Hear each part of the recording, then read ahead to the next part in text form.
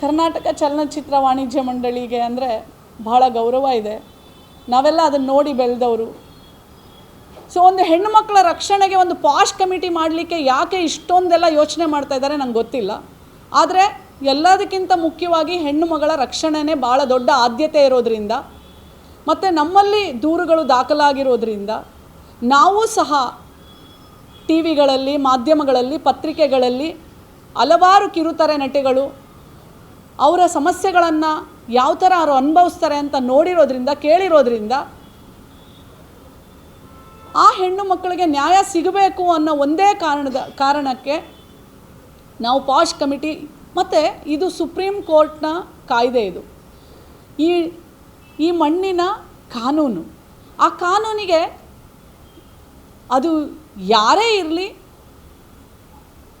ತಲೆ ಬಗ್ಗಿಸ್ಬೇಕಾಗತ್ತೆ. ಆ ಕಾನೂನನ್ನು ಮಾಡಲೇಬೇಕಾಗತ್ತೆ. ಆ ಕಾನೂನಿಗಿಂತ ದೊಡ್ಡವರು ಯಾರೂ ಇಲ್ಲ. ಸೊ ಹಾಗಾಗಿ ನಾವು ಜಿಲ್ಲಾ ಅಧಿಕಾರಿಗಳಿಗೆ ಸೂಕ್ತ ಕ್ರಮ ತಗೊಳ್ಳಿಕ್ಕೆ ಬರೆದಿದ್ದೀವಿ. ಈಗ ಜಿಲ್ಲಾ ಅಧಿಕಾರಿ ಕಚೇರಿಯಲ್ಲಿ ಅದಿರುತ್ತೆ. ಈಗ ಮುಂದಿನ ಏನಾಗುತ್ತೆ ಅಂತ ನಾವು ಕಾಯ್ದು ನೋಡಬೇಕು. ಇಷ್ಟು ಚಲನಚಿತ್ರ ಮಂಡಳಿದು ಹೇಳಿ ಅಲ್ಲ, ಈಗ ಬರೆದಿದ್ದೀವಿ ನಾವು, ಈಗ ಬರೆದಿದ್ದೀವಿ. ಅದು ನಿಮಗೆ ಒಂದು ಕಾಪಿನೂ ಸಹ ಕೊಡ್ತೀವಿ. ಅದರಲ್ಲಿ ಹೇಗಿರುತ್ತೆ ಅಂತಂದರೆ ಆ ಆ್ಯಕ್ಟ್ ಪ್ರಕಾರ ಏನೆಲ್ಲ ಮಾಡಬೇಕು. ಈಗ ನಾವು ಬರೆದಿದ್ದೀವಿ, ಮಾಡಲಿಲ್ಲ, ಈಗ ಜಿಲ್ಲಾ ಅಧಿಕಾರಿಗಳಿಗೆ ಕಳಿಸಿದ್ದೀವಿ. ಈಗ ಅವರ ಏನು 50,000 ಫೈನ್ ಇರುತ್ತೆ ಫಸ್ಟಿಗೆ. ಮಾಡಲಿಲ್ಲ ಅಂತಂದರೆ ಆಮೇಲೆ ಅವ್ರ ರಿಜಿಸ್ಟ್ರೇಷನ್ನು ಸಹ ಕ್ಯಾನ್ಸಲ್ ಆಗುವ ಎಲ್ಲ ಸಾಧ್ಯತೆಗಳು ಇರುತ್ತೆ. ಯಾಕಂದರೆ it is a very serious matter. ಯಾರೂ ಇದಕ್ಕೆ ಹೊರತಾಗಿಲ್ಲ. ಇದು ಕಾನೂನು ಪ್ರಕಾರ ಕಾನೂನಿಗೆ ಗೌರವ ಕೊಟ್ಟು ಮಾಡಬೇಕಾಗತ್ತೆ. ಇದೊಂಥರ ಆಶಾದಾಯಕರ ಬೆಳವಣಿಗೆ ಇತ್ತು. ಯಾಕೆ ಮಾಡ್ತಾ ಇಲ್ಲ ಅಂತ ನನಗೆ ಗೊತ್ತಿಲ್ಲ. ಕ್ಲಿಯರಾಗಿ ಗೊತ್ತಾಗುತ್ತಲ್ವಾ?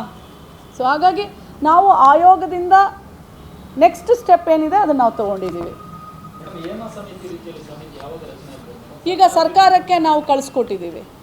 ಅವರು ನಮಗೆ ಕೇಳಿದರು ಯಾರ್ಯಾರನ್ನು ಮಾಡಬೇಕು ಅಂತ. ನನಗೆ ಸರ್ಕಾರದಿಂದ ಅದು ಕೊಡಪ್ಪ, ಅದು ಸರ್ಕಾರದಿಂದ ಬಂದಿದ್ಯಾವುದು? ಹಾಂ, ಸರ್ಕಾರದಿಂದ ನಮಗೆ ಪತ್ರ ಬಂದಿದೆ.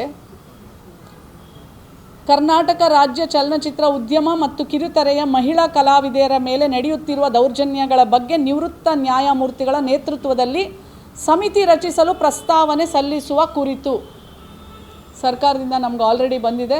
ಅದನ್ನು ಸಹ ನಾವು ಕಳಿಸಿದ್ದೀವಿ. ಅದಕ್ಕೆ ಯಾರನ್ನ ನಾವು ರಚನೆ ಮಾಡಬೇಕು ಅಂತೆಲ್ಲ ಕಳಿಸಿದ್ದೀವಿ. ಅದು ಅಪ್ರೂವಲ್ ಆಗಿ ಬಂದಮೇಲೆ ನಿಮ್ಮ ಜೊತೆ ಶೇರ್ ಮಾಡ್ಕೊಳ್ತೀವಿ. ಇದು ಆಮೇಲೆ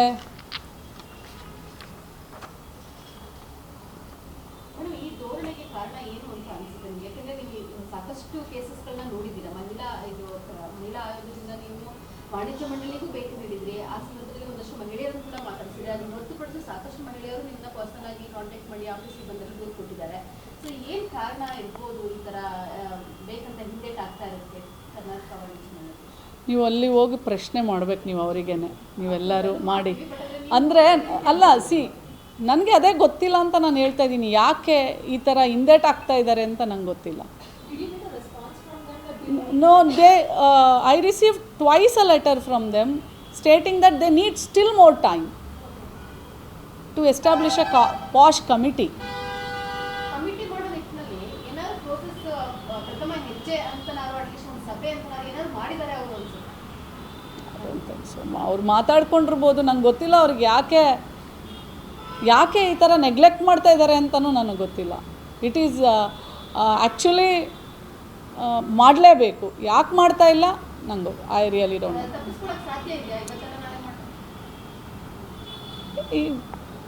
ಈ ಮಣ್ಣಿನ ಕಾನೂನು ಮುಂದೆ ಯಾರು ತಪ್ಪಿಸ್ಕೊಳಕ್ಕಾಗತ್ತಾ? ಆಮೇಲೆ ಹೆಣ್ಣಿನ ಸುರಕ್ಷತೆ ಆದ್ಯತೆ, ಅದ್ರದ್ದು ಎರಡನೇ ಮಾತೇ ಇಲ್ಲ. ಮಾಡಲೇಬೇಕು.